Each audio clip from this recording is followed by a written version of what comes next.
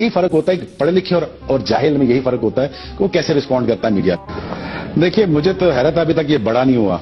और सेकेंडली, जिस तरह 350 वनडे में ये जिस मेच्योरिटी से पाकिस्तान के लिए बैटिंग करता रहा है, उसी मेच्योरिटी से ये मीडिया में बातें भी कर रहा है। अभी तक इसमें मेच्योरिटी आई नहीं बेचारे में।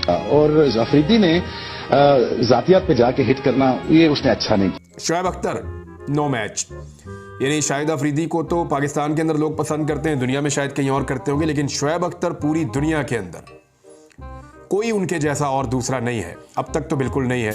दोस्तों, कहते हैं कि इज्जत तो हर कोई कमा लेता है, लेकिन उस इज्जत को बरकरार रखना मुश्किल होता है। पाकिस्तानी कौम ने शाहिद अफरीदी को बहुत इज्जत दी और इस बात में भी कोई शक नहीं कि शाहिद अफरीदी को पूरा पाकिस्तान चाहता है। लेकिन अफरीदी की एक गलती ने उनकी शोहरत को जमीन बोस कर दिया। वही गलती जो पाकिस्तान के बहुत से मशहूर लोगों ने अपनी जिंदगी में सिर्फ एक बार की और बाद में पछताए। इस बात में कोई शक नहीं कि शाहिद अफरीदी नून लीग का टाउट है और एक अरसे से बुग़्ज़ इमरान की बीमारी में मुब्तला है। शाहिद अफरीदी साहब ये ख्याल कर बैठे थे कि मैं इमरान खान से भी ज्यादा फेमस हूँ। शाहिद अफरीदी को तो सिर्फ 1-2 मुल्कों में लोग जानते हैं, लेकिन खान को पूरी दुनिया जानती है। अल्लाह का करम तो बहुत से लोगों पर होता है, लेकिन अल्लाह का खास करम किसी किसी पे होता है। और जिन लोगों पर अल्लाह का खास करम होता है, उन्हें अल्लाह हर तरह से नवाजता है। और जो कोई भी उनके रास्ते में टांग अड़ाने की कोशिश करता है, शाहिद अफरीदी कासिम अली शाह की तरह जलील हो जाता है। ये जिस तरह से अपने क्रिकेट कैरियर में कंसिस्टेंसी के साथ 0 पर आउट होता रहा, ऐसे ही कंसिस्टेंसी के साथ ये खान साहब के खिलाफ बयान भी देता रहा है। और मैं समझता हूँ कि कुर्बानियों का भी अपना एक वक्त होता है। अब वक्त है इस मुल्क की तरक्की और कामयाबी की तरफ हमें गामजन होना चाहिए।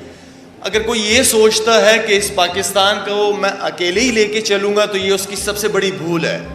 ये मुल्क हम सब ने मिलके बनाया है, इस मुल्क को हम सब मिलके ही लेके चल सकते हैं, इसका कोई और इलाज नहीं है। इमरान खान का एक कारनामा अवाम कभी नहीं भूल सकती कि इसने हर गंदे बेनस्ल को नंगा किया, जिन्हें लोग अपने दिल से भी बड़े करीब समझते थे। इज्जत और जिल्लत सिर्फ अल्लाह के हाथ में है। अफसोस तो ये है कि जमाने जहलियत में इस कौम ने किस किस को अपना हीरो समझ लिया था, जैसे कि बूम बूम अफरीदी। अवाम को इसकी औकात तो अब पता चली कि ये तो सस्ती नस्वार रखने वाला पठान है। इसने तो दुनिया के तमाम पालशियों को भी पीछे छोड़ दिया। पालशी और मालशियों की सबसे बड़ी निशानी ये होती है कि इन्हें जहाँ भी फायदा नजर आता है, बंदर की तरह छलांग लगाकर उधर हो जाते हैं। अल्लाह ने पाकिस्तान में इसको बहुत इज्जत दी, लेकिन इज्जत इसे रास न आई। ये पहले भी जहालत पर मबनी बयान दिया करता था, लेकिन इस बार तो इसने हद ही पार कर दी। इनका कहना है कि जो मजा बूट चाट में है, फ्रूट चाट में नहीं। और मैं आज भी इन्हीं की वजह से, इनसे इंस्पायर होकर मैं क्रिकेट शुरू की। मैंने इनको एक लीडर के तौर पर देखा है।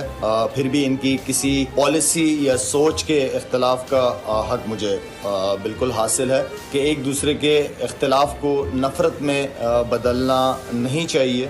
शहबाज शरीफ को वजीर आज़म बनने पे मैंने मुबारकबाद दी। मुझे पता था कि काफ़ी क्रिटिसिज्म आएगा मेरे ऊपर। हमारे मुल्क का जो भी सरबराह हो हमारे लिए काबिल एहतराम है और वो पूरी दुनिया में हमारे मुल्क की नुमाइंदगी करता है। तो अगर हम अपने मुल्क की इज्जत बनाना चाहते हैं, तो हमें अपने तमाम हुक्मरान जिस वक्त भी वो हुकूमत में आते हैं, उन सब की इज्जत करनी चाहिए।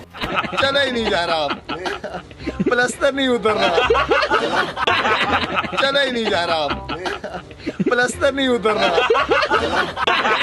चला ही नहीं जा रहा, प्लस्तर नहीं उतर रहा। सारी जिंदगी सिफर पर आउट होने वाला आज हीरो बना बैठा है। नून लीग वालों का ख्याल ये था कि शलवार कमीज पहनाकर, सर पे हाथ रख के, रोटी के चंद टुकड़े डाल के एक दूसरे पॉपुलर खान को इमरान खान के मुकाबले में खड़ा करते हैं। देखते हैं क्या रिस्पॉन्स आता है। लेकिन जैसे ही अफरीदी साहब ने खान के खिलाफ मुंह खोला, अवाम ने अफरीदी को अंडे मार मार कर अंडे देने वाली मुर्गी बना दिया। देखा आपने लापरवाही का नतीजा है। यकीन जाने के खान के सामने अगर कोई सियासत में है तो वो सियासी बोना है, और अगर कोई शोहरत में खुद को बड़ा 30 बार खान समझता है तो खान के सामने खड़े होने में उसे थोड़ी ही देर लगेगी। अवाम कपड़े उतार कर उनके हाथों में दे देगी। अफरीदी साहब चाहते थे कि क्रिकेट की तरह सियासत में भी छक्के मारूंगा, लेकिन हमेशा की तरह रवायती अंदाज में अंडे पर आउट होकर इन्हें पवेलियन जाना पड़ा। मुनाफिकत की भी इंतहा है, या तो बंदे को सियासत करनी चाहिए या फिर बयान देकर उस पर डट जाना चाहिए। अफरीदी साहब बार बार इमरान खान के खिलाफ बयान देते हैं और फिर बच्चों की तरह मुकर भी जाते हैं। खान को गोली लगी तो अफरीदी खामोश रहा, इनके घर पर हजारों शेल पड़े तो अफरीदी खामोश रहा, रात के अंधेरे में खान की हुकूमत गिराई गई तो अफरीदी खामोश रहा, पाकिस्तान में औरतों को बालू से पकड़कर घसीटा गया तो अफरीदी खामोश रहा, लोगों की औरतों को नंगा किया गया, जुल्म बर्बरियत की इंतहा की गई, लेकिन अफरीदी साहब के होठों पर एक लफ्ज नहीं आया। पंजाबी में एक कहावत है, जद गूंगी बोले पैड़ी बोले।